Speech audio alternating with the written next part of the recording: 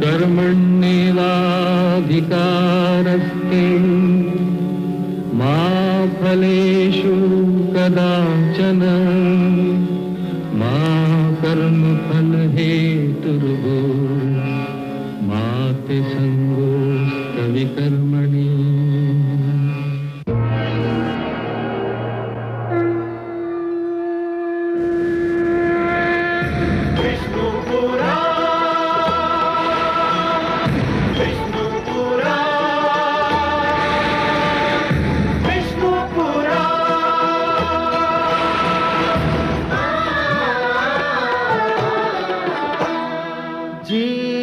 ज्ञान ब्रह्म ज्ञान अथ श्री विष्णु पुराण ओम की कथा महान जय श्री विष्णु पुराण विष्णु पुराण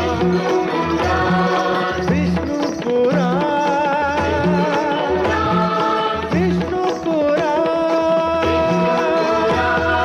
प्रगटे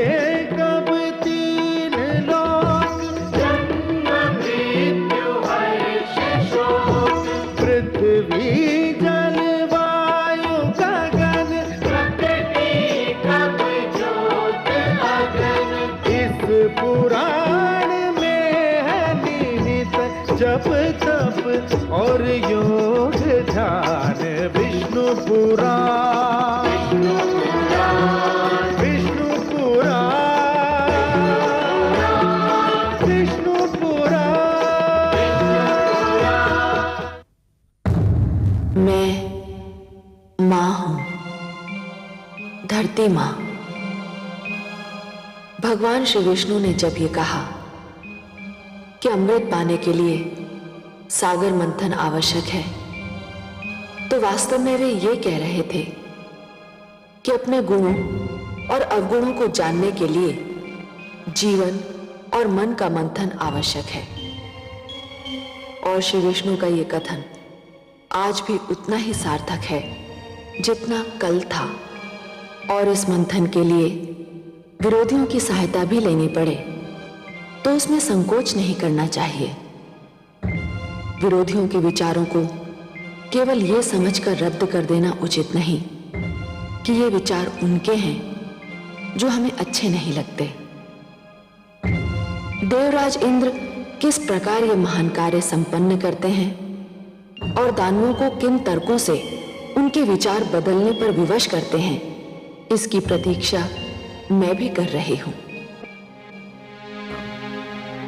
अमृत वो अनमोल वस्तु है जिसे पीकर हम सब मृत्यु पर विजय पा सकते हैं। जिसको पीने वाला अमर हो जाता है, मृत्यु उसके निकट भी नहीं आ सकती। मृत्यु तो यूं भी मेरे शिष्यों के निकट नहीं आ सकती है देवराज। आ भी जाए तो उल्टे पांव लौट जाती है। आप भूल रहे हैं कि मेरे पास संजीवनी मंत्र है। दैत्य गुरु शुक्राचार्य, आप महान विद्वान हैं, महाज्ञानी हैं। संजीवनी मंत्र ने आपको इतना शक्तिशाली बना दिया है कि कोई आपके समक्ष सिर नहीं उठा सकता। फिर भी क्या मैं आपसे एक बात पूछ सकता हूं? अवश्य पूछिए देवराज, मैं आपको निराश नहीं करूंगा। यह सत्य है कि संजीवनी मंत्र के कारण दानव मृत्यु के भय से मुक्त हो चुके हैं। उन्हें मृत्यु आ भी जाए तो आप उन्हें पुनर्जीवन प्रदान कर देंगे। परंतु यदि आपको कुछ हो गया तब क्या होगा दैत्य गुरु? आप कहना क्या चाहते हैं देवराज? यही कि यदि दानव मर जाएं तो संजीवनी मंत्र उन्हें जीवित कर देगा, पर यदि मृत्यु ने आप पर आघात कर दिया तो आपको कोई जीवित न कर सकेगा, संजीवनी मंत्र भी नहीं।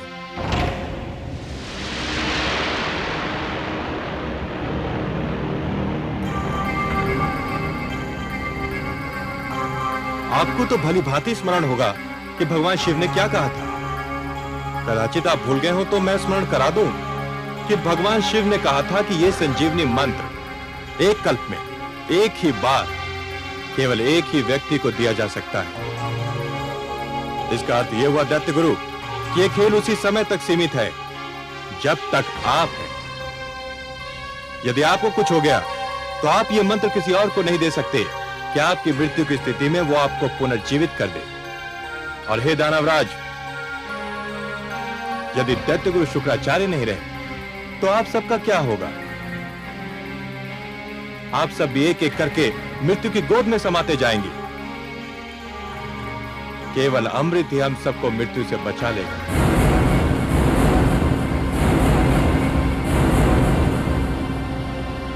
आपके तर्क में तथ्य है देवराज, किंतु हमें अमृत कैसे प्राप्त होगा देवराज? मैं पूरी योजना लेकर उपस्थित हुआ हूं। अमृत समुद्र मंथन द्वारा प्राप्त होता है, पर समुद्र मंथन एक बहुत विशाल अभियान है।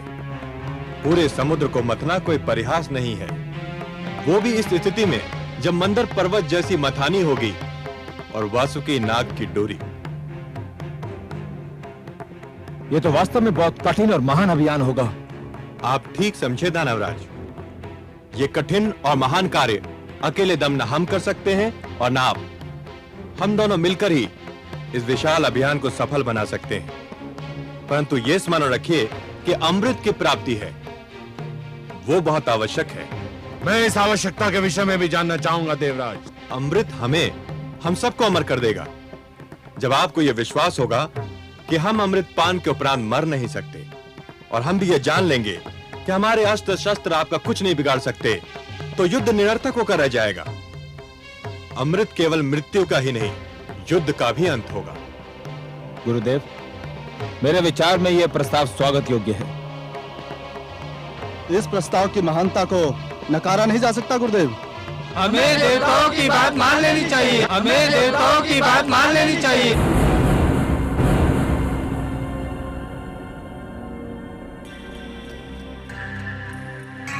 देवताओं से यह आशा रखना कि वो सद्भावना के कारण हमसे सहयोग और समझौता चाहते हैं, मरुस्थल से यह आशा रखने के समान है कि वो मधुवन में बदल जाएगा। ये मित्रता, ये सहयोग की भावना, ये समझौते की इच्छा देवताओं के मन में अचानक कहां से जाग उठी देवराज इंद्र। ठोकर खाने वाले ही संभलने की चेष्टा करते हैं दैत्य गुरु। पराजय हमारे लिए वो ठोकर सिद्ध हुई जो हमें संभलने पर विवश कर रही है। सच तो यह है कि हम बार बार के युद्ध से ऊब गए हैं। दानवराज, क्या मैं समझूं कि आपने प्रस्ताव स्वीकार कर लिया है? मुझे देवताओं पर तनिक भी विश्वास नहीं है, परंतु देवराज आपके इस तर्क ने मुझे निरुत्तर कर दिया है कि मैं संजीवनी मंत्र से सबको जीवित कर सकता हूं, परंतु स्वयं को नहीं। मेरी मृत्यु की स्थिति में मेरे शिष्यों का भविष्य अंधकार में डूब जाएगा। अपने शिष्यों के हित के लिए मुझे आपका प्रस्ताव स्वीकार करने में कोई आपत्ति नहीं है।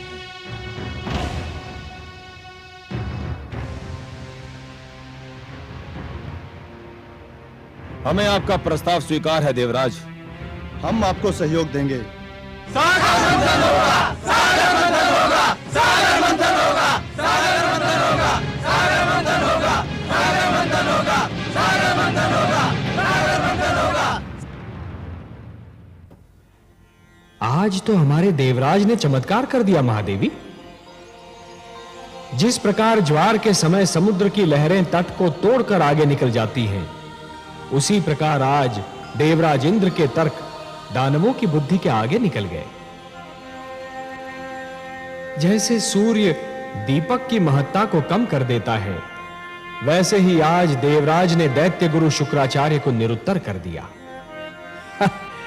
जिस युद्ध को देवराज हार चुके थे, उसी युद्ध को उन्होंने दानवों की सभागार में जीत लिया।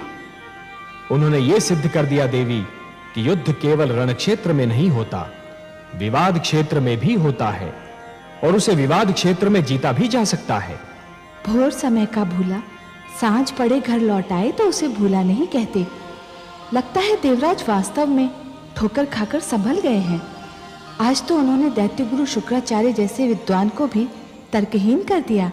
हाँ, परंतु हमारे देवराज का मन सूर्य की भांति बड़ा विचित्र है देवी। जब अंधेरे से सवेरा निकलता है, तब सूर्य की किरणें बहुत शीतल होती हैं, परंतु जैसे जैसे दिन चढ़ता जाता है वैसे उन किरणों की शीतलता लुप्त हो जाती है और वही किरणें ताप की वर्षा करने लगती हैं। अभी तो हमारे देवराज के मन में पराजय का घाव हरा है। जब यह घाव भर जाएगा तब हमारे देवराज इंद्र कितने विनम्र रहते हैं यह देखना आवश्यक है देवी। परंतु आज तो वे दानवों से सहयोग प्राप्त करने में सफल हो ही गए। आपके परामर्श के अनुसार सागर मंथन तो होकर ही रहेगा। हाँ महादेवी, देवराज की सफलता यह दर्शा रही है कि उनका कार्य तो समाप्त हो गया, अब मेरा कार्य आरंभ होना है। दानव सागर मंथन के लिए उतावले हैं तो फिर हमें भी देर नहीं करनी चाहिए। पक्षीराज,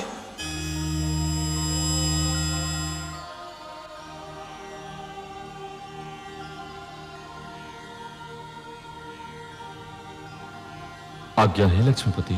पक्षीराज, आप हमारे सुदर्शन के साथ मंदर पर्वत पर जाइए। जो आज्ञा देवेश्वर।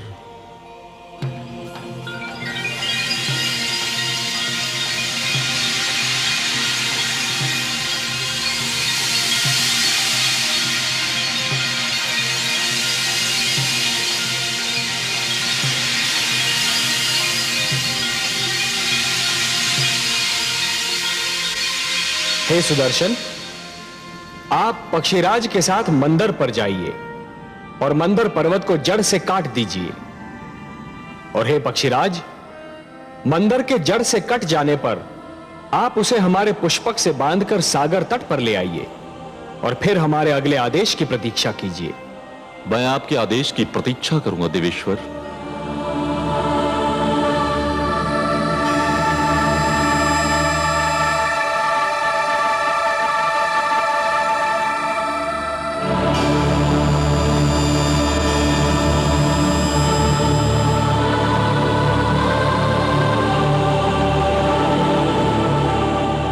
सुदर्शन, आप अपने कार्य का शुभ आरंभ कीजिए, मैं पुष्पक लेकर लौटता हूं।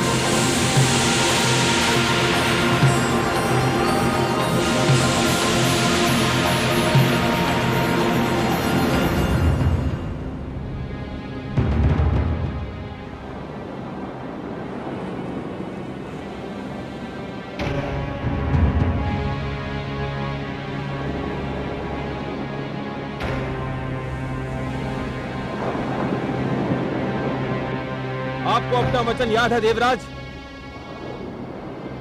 आपने कहा था सागर मंथन से जो भी निकलेगा वो आपके और हमारे मध्य समानता से बांटा जाएगा। हमने यही निश्चित किया था दानवराज, और हम अब भी अपने वचन पर अडिग हैं। तो फिर ठीक है, सागर मंथन का शुभारंभ होगा। पक्षीराज जैसे ही मंदर पर्वत लेकर आएंगे मंथन आरंभ कर दिया जाएगा।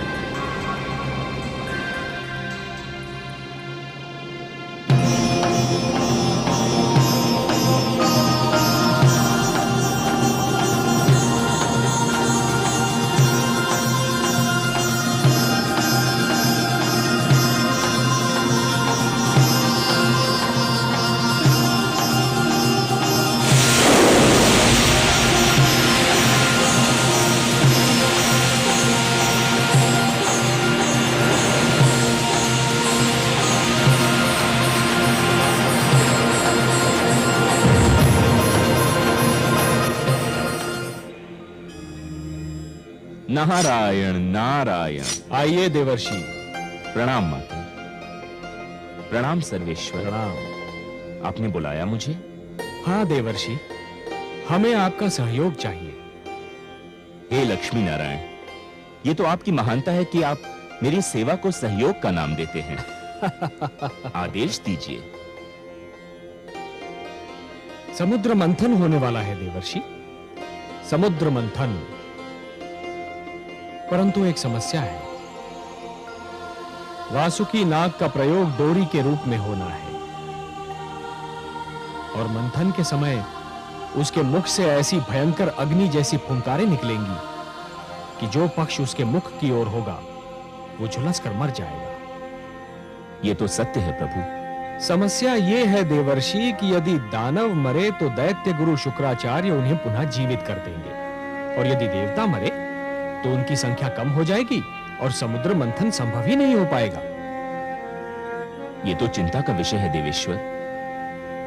इसकी ओर तो मेरा ध्यान ही नहीं गया। इसीलिए तो मैं ये चाहता हूं देवर्षि कि पाला बांटते समय कुछ ऐसा हो कि वासुकी की दुम की ओर देवता हो और वासुकी के मुख की ओर दानव हो। इसीलिए मैंने आपको थोड़ा सा कष्ट दिया। नारायण नारायण, आपकी लीला धन्य है प्रभु। देवर्षि, ये केवल मेरी लीला नहीं, आपकी बुद्धि की परीक्षा भी है। वासुकी के मुख की ओर दानव और दुम की ओर देवता। बस ये समझिए कि आपकी क्षमता की परीक्षा है ये। आपको परीक्षा लेने में और मुझे परीक्षा देने में जो आनंद आता है उसका अनुमान केवल मेरी लक्ष्मी माता को है। क्यों माता? नारायण नारायण।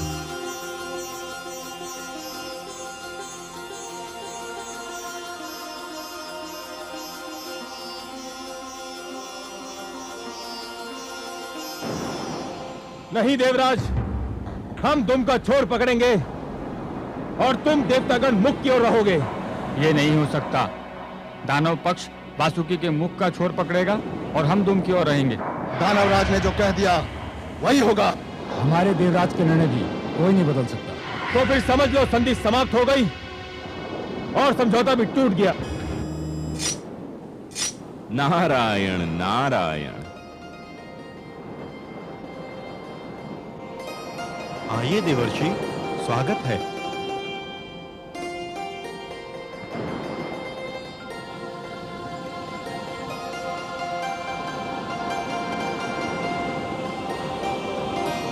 वातावरण का ताप बहुत बढ़ा हुआ दिख रहा है। किस विवाद ने ताप को बढ़ा दिया है? देवर्षि, आप ही निर्णय कीजिए। हमारा कहना है कि दानव वासुकी के मुख का छोर पकड़ेंगे और देवता दुम का छोर, पर ये दानव मान ही नहीं रहे हैं। हे देवर्षि, समझौते का प्रस्ताव देवराज लेकर आए थे, हमने मान लिया। अब हम प्रस्ताव रख रहे हैं तो देवराज क्यों नहीं मानते? उचित है, सर्वथा उचित है। देवराज, दानवराज का तर्क बुद्धिसंगत है। ये आप क्या कह रहे हैं देवर्षि? आप तो दानवों का पक्ष ले रहे हैं। मैं पक्ष नहीं ले रहा हूं देवराज, मैं तो वही कह रहा हूं जो न्याय संगत है। हे देवराज, शरीर में मुख श्रेष्ठ होता है या पांव? 100% मुख। वो ऊपर होता है, ऊंचा होता है, शरीर की पहचान बताता है। तो फिर तो श्रेष्ठ की ओर उसी को ही होना चाहिए जो स्वयं भी श्रेष्ठ हो। क्या कहना चाहते हैं आप देवर्षि?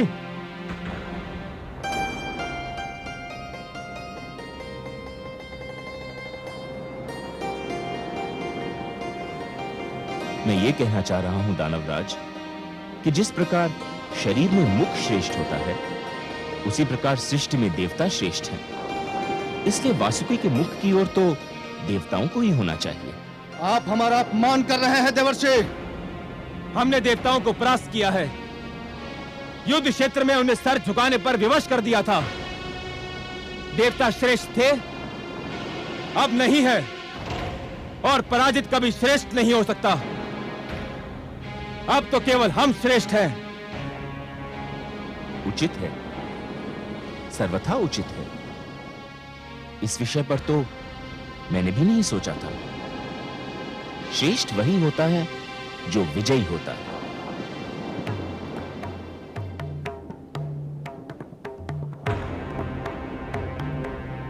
हे देवेंद्र, अब इस कटु सत्य को मान ही लीजिए कि विजयी होने के कारण दानव श्रेष्ठ हो चुके हैं।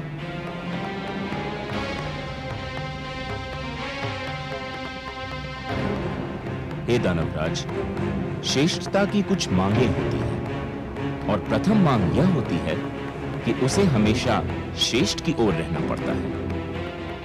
यह मांग तो तभी पूरी हो सकती है जब आप वासुकी के श्रेष्ठ भाग की ओर हो। यदि श्रेष्ठ की यही मांग है, तो हम वासुकी के मुख की ओर का पाला स्वीकार करते हैं।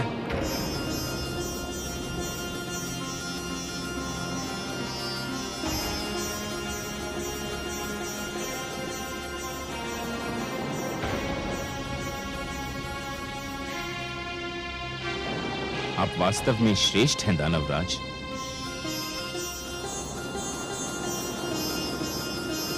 देवर्षि नारद की, देवर्षि नारद की, देवर्षि नारद की। नारायण नारायण। नारद के इस खेल से दानव थे अनजान। जीत हुई फिर ज्ञान की, हार गया अज्ञान। सागर मंथन के लिए दोनों दल तैयार, लेकिन क्या हो पाएगा देवों का उद्धार।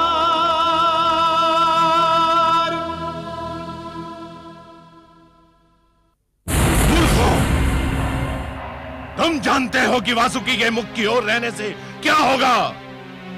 उसके मुख से ज्वाला के रूप में पुंकारें निकलेंगी और तुम सब झुलस कर रह जाओगे। देवता चतुर हैं और नारद उनसे भी अधिक चतुर। उन्होंने तुम्हें श्रेष्ठ कहकर तुम्हारी प्रशंसा कर दी और तुम उनके जाल में फंस कर रह गए।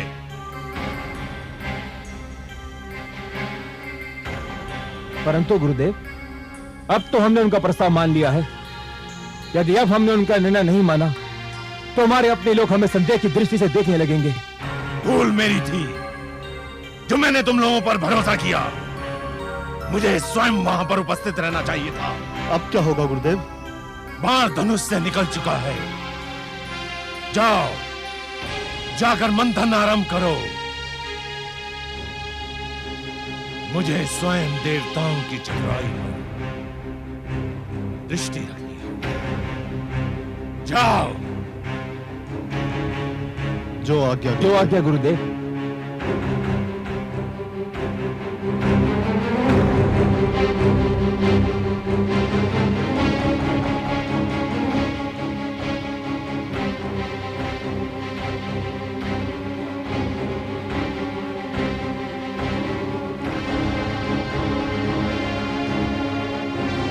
सर्वानु,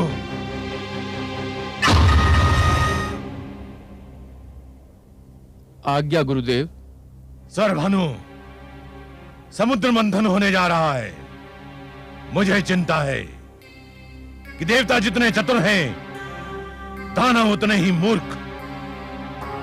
ना जाने मैं कब से उनकी मूर्खता को चतुराई में बदलने की चेष्टा कर रहा हूं। मुझे विश्वास है कि देवता अमृत के बंटवारे में भी चतुराई अवश्य दिखाएंगे। तो फिर आपका मेरे लिए क्या आदेश है? मैं ये कार्यभार तुम्हें सौंपता हूं। तुम ध्यान रखोगे कि अमृत के बंटवारे में कोई पक्षपात न हो। जितना अमृत देवताओं को मिले उतना ही दानवों को। आप निश्चिंत रहिए गुरुदेव, मेरे होते हुए कोई असमानता नहीं हो सकती।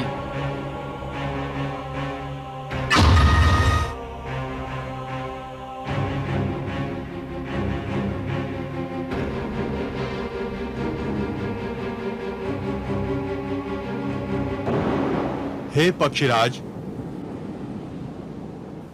अब पर्वत को उठाइए और इसे समुद्र के बीचों बीच रख दीजिए।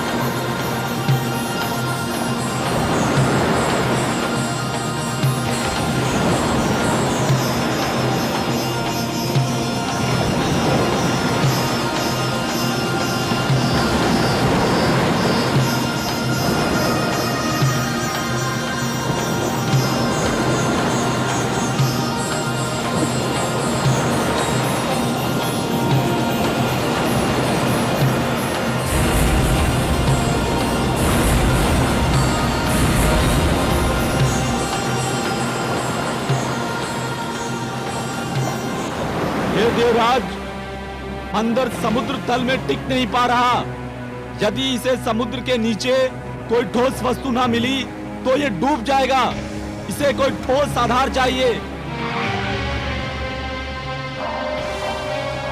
तो फिर मंथन कैसे होगा देवराज? कोई उपाय तो करना ही होगा। हम इतने बड़े आकार की कोई ठोस वस्तु कहां ढूंढने जाएंगे जिस पर मंदराचल टिक सके? मेरी तो बुद्धि काम नहीं करती। हमें कोई ठोस चट्टान तो ढूंढनी ही होगी। ये जटिल कार्य तो आप देवताओं को ही सुहाएगा। हमें अनुमति दीजिए। दानवराज ठीक कह रहे हैं, हमारे पास नष्ट करने को समय नहीं है। चलो दानवीरों, हो चुका सागर मंथन। ठहरिए दानवराज। देवराज, हम ठहर कर क्या करेंगे? मंथन तो संभव नहीं है। समुद्र मंथन यदि इतना सरल होता, अमृत का मिलना यदि इतना सहज होता दानवराज, तो यह कार्य कब का हो चुका होता। परंतु जैसे नागमणि को प्राप्त करने के लिए जोखिम झेलना पड़ता है, वैसे अमृत प्राप्त करने के लिए कठिनाइयों से तो जूझना ही होगा। परंतु इस कठिनाई का तो कोई उपाय दिखाई नहीं देता। उपाय है।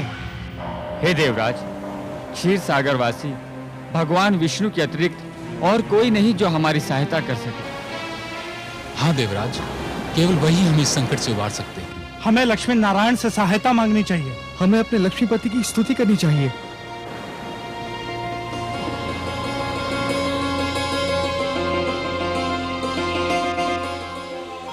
ये धरती से पुकार उठ रही है, मुझे बुलाया जा रहा है। हाँ कमल नयन, संकट बढ़ रहा है। मंथन असंभव सा लगने लगा है। और यदि मंथन नहीं हुआ तो जीवन संकट में घिर जाएगा। देवता अमृत से वंचित रह जाएंगे और दानव संस्कृति की जीत हो जाएगी।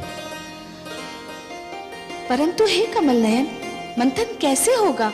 मंदराचल तो समुद्र में डूबा जा रहा है। उसे स्थिर करने के लिए कोई महान ठोस वस्तु मिलेगी कहां से भला? प्रिय, मैं धरती और जीवन का पालक हूं। धरती और जीवन की रक्षा करना मेरा कर्तव्य है। मैं मंदराचल को अपनी पीठ पर रोक लूंगा। आप मंदराचल को अपनी पीठ पर रोकेंगे? हाँ प्रिय, मैं कूर्म का रूप धारण करूंगा। यह मेरा कूर्मा अवतार होगा। दूसरा अवतार, मंदर पर्वत मेरी पीठ पर टिक जाएगा और फिर समुद्र मंथन में कोई कठिनाई ही नहीं होगी। परंतु हे कमल नयन, आपने तो कहा था कि आप मानव लोक पर उसी समय जाएंगे जब मानव कल्याण को कोई संकट होगा। ये तो देवताओं और दानवों का झगड़ा है। इसमें हस्तक्षेप करने के लिए आपको अवतार लेने की क्या आवश्यकता है? हे महादेवी, मैंने कहा ना कि यदि सागर मंथन नहीं हुआ तो दानव संस्कृति जीत जाएगी, और यदि दानव संस्कृति जीत गई तो सर्वप्रथम मानव संस्कृति को मिटा देगी। देवता उनके आगे नहीं टिक पा रहे तो मानव कहां से ठहरेगा? वो तो और भी दुर्बल है, और इसीलिए यह देवताओं और दानवों के झगड़े से अधिक मानव कल्याण का प्रश्न है। मुझे जाना ही होगा। और मैं, क्या मेरे भाग्य में फिर वियोग की घड़ियां लिखी हैं? प्रिय, वियोग के उपरांत जो मिलन होता है उसका आनंद ही कुछ और होता है। वियोग तो मिलन की मिठास बढ़ा देता है प्रिय, और फिर यह वियोग इतना लंबा नहीं होगा। हम शीघ्र फिर मिलेंगे, और यह मिलन इतना सुंदर होगा प्रिय कि आप इसे कदापि नहीं भूल पाएंगी। मैं तो वियोग शब्द सुनते ही उदास हो गई थी, परंतु आपके सुंदर मुख से मिलन शब्द सुनते ही मैं आनंद विभोर हो उठी हूं। कैसा होगा अपना ये मिलन कमल नयन? इस बार आप मेरी भुजा में लीन अवश्य होंगी महादेवी, पर आपका जन्म सागर मंथन से होगा। समुद्र मंथन से जो अनमोल रत्न निकलेंगे, उन्हीं के साथ आप भी निकलेंगी। हे महादेवी, अमृत और आप, यही दो तो इस सागर मंथन की सबसे सुंदर उपलब्धियां होंगी। आप प्रेम का प्रतीक हैं, ममता का स्वरूप है, और जीवन के लिए प्रेम और ममता अमृत से कम नहीं देवी। सत्य पूछिए तो प्रेम और ममता तो अमृत से भी कहीं अधिक सुंदर और महान है। अमृत तो केवल देवताओं के लिए होगा देवी, परंतु आप इस सागर मंथन की सबसे महानतम उपलब्धि होंगी, क्योंकि आप ही मानव कल्याण का सर्वश्रेष्ठ साधन बनेंगी।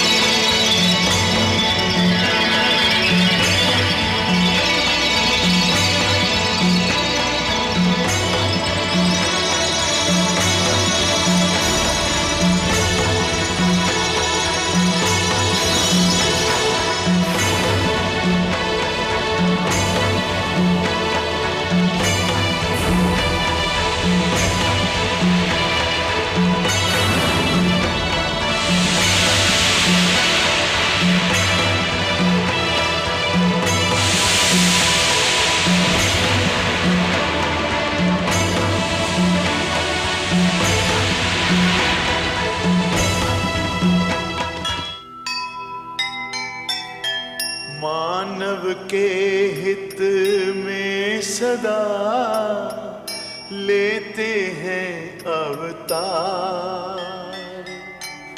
सागर मंथन का लिया नारायण ने भार। लीलाधर भगवान की लीला बड़ी अनूप। धरती के कल्याण को लिया कुर्म का रूप। लिया कुर्म का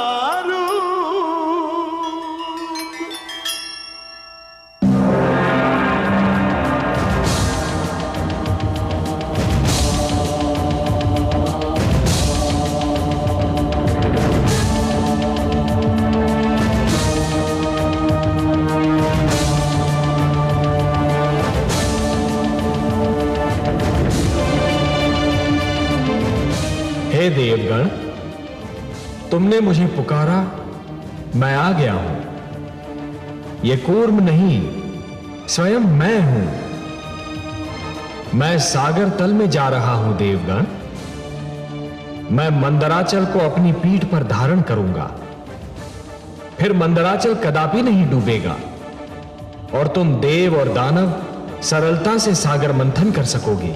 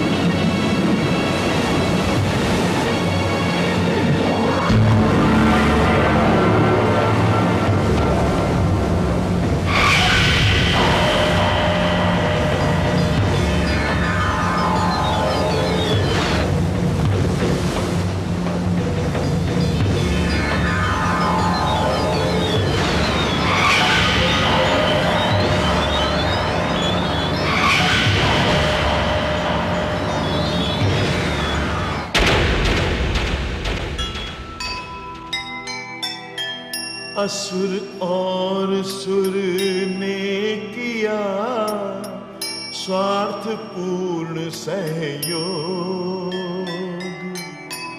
मन का होता मेल तो होता शुभ संयोग। सागर मंथन चल रहा, हलचल हुई अपार, क्या होगा परिणाम अब संसार, देख रहा संसार। जो सुनेगा ये पुराण पाएगा सुख और ज्ञान, पाएगा सुख और ज्ञान। कर्म को ही धर्म जान, प्रेम की तू छेड़तान, प्रेम की तू छेड़तान। बीते युग बता रहे हैं, बीते युग बता रहे हैं, सत्य पथ पे चल सुजान